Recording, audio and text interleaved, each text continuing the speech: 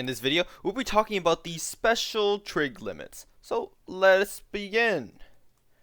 So for the first limit, it is as the limit of x approaches 0 for the function sine of x over x, that will be equal to 1. It will always be equal to 1. And in the case of, as the limit approaches 0 for sine of 3x over 3x, it is also 1. But as long as the coefficients for both of the x values are the same, your limit will equal 1. So even if the limit of x is equal to x approaches 0 for sine of 5x over 5x, this will equal to 1. Now, here's the thing about this. What if your coefficients don't equal to each other? What if there's a 4 and there's a 5 here? Or what if there's just an x and there's a 5 in your coefficient for the sine value? Well, I'll show you that later in the video and some problems. But let's go on to the next special trig limit. The next special trig limit is as the limit of x approaches 0, for the function 1 minus cosine of x over x, you get 0. And the reason why you use these special trig limits is because you can't just directly plug in 0, and there's no other way to simplify these functions or manipulate them to where you can plug in 0. So you use the special trig limits to solve for certain limits. And we have the last trig limit. As x approaches 0 for tangent of x over x, you get 1. So it's the same thing as the sine special trig limit, as long as tangent of your coefficients for your x values are equal to each other, your total trig limit will be equal to 1. Now, if you don't believe me that these limits are true, you could just type the functions into Desmos. So just type sine of x over x into Desmos and see the value of this function at 0. Now the value of this function at 0 will be a whole, but if you get super close, you'll see that the number gets closer and closer and closer to 1. But now that you know these trig identities or special trig limits, let's go ahead and do some problems related to these. So for this limit, as I said before, you sometimes won't get the same coefficient. So how do you solve this problem? Well, in order to solve this problem, you can just use some algebraic manipulation where you multiply this by 3 over 3. So if I rewrite the limit, you should get 3 times the sine of 3x over 3x. Since I multiplied 3 on the numerator and denominator. But what I can actually do, rule in limits, I can actually factor out this 3 here. So then I can solve for the limit as x approaches 0 for just sine of 3x over 3x. And this is just an identity. So once you solve this limit, you just get 1. But you have to multiply by 3 as well, since that's what we factored out of the limit. So 3 times 1 is just 3.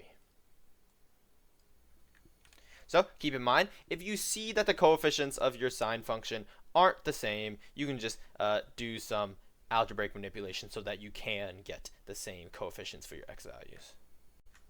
So for this problem, we have sine of 8x over 4x. Let's go ahead and solve this.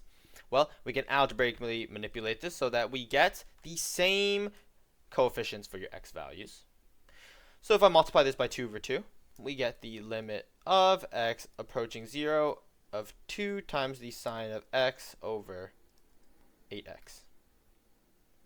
And we can factor out the 2 again, so we get 2 times the limit of x approaching 0 of sine of 8x over 8x.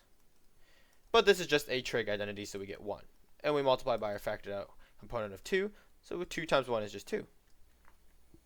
So the same rules apply for your tangent function and your sine function limit. But for this one, we don't have as pretty of a whole numbers.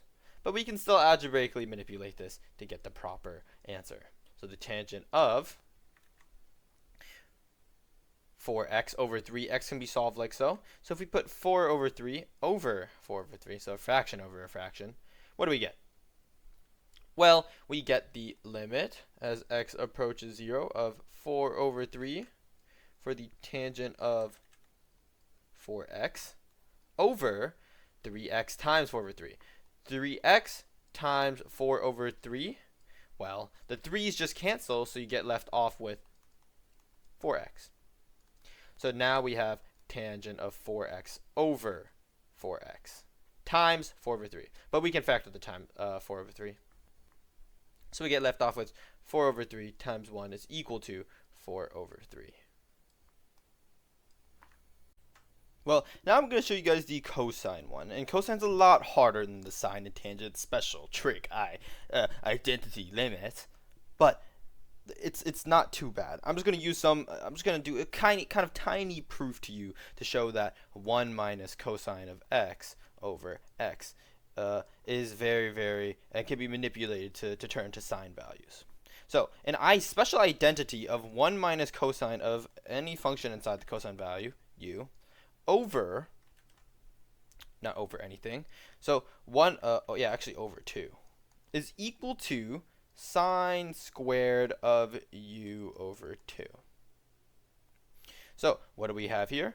Well, what we can do is actually isolate 1 minus cosine of u, and we multiply 2 on both sides to get 2 sine squared of u over 2. Alright, what do we do now? Well, we can replace u with 2x in our case. And we can set this equal to, so as the limit approaches 0, we can write down 1 minus the cosine of 2x over 2x. But we can replace the 1 minus cosine of 2x with 2 times the sine squared of 2x over 2. But 2x over 2 is just x. So we can write down the sine squared of x over 2x. We can then again factor out these two values here, and we get the limit as x approaches 0 for the sine squared of x over x.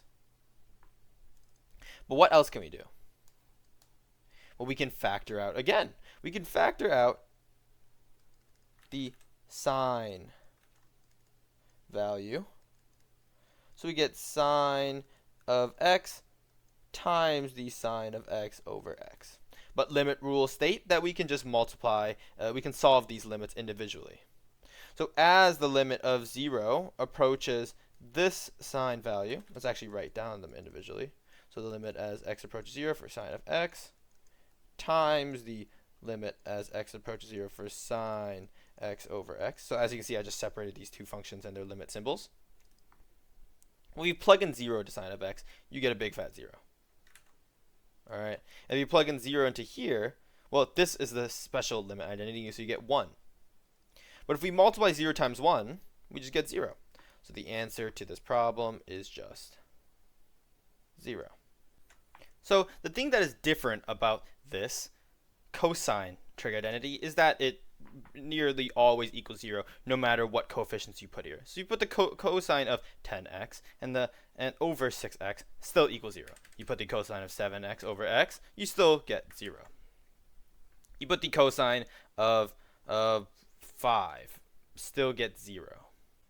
So it really doesn't matter what the coefficients for your x values are. If you see this limit as x approaches 0 for 1 minus the cosine of anything over 3x plus 1 even, you'll still get a value of 0 as your answer.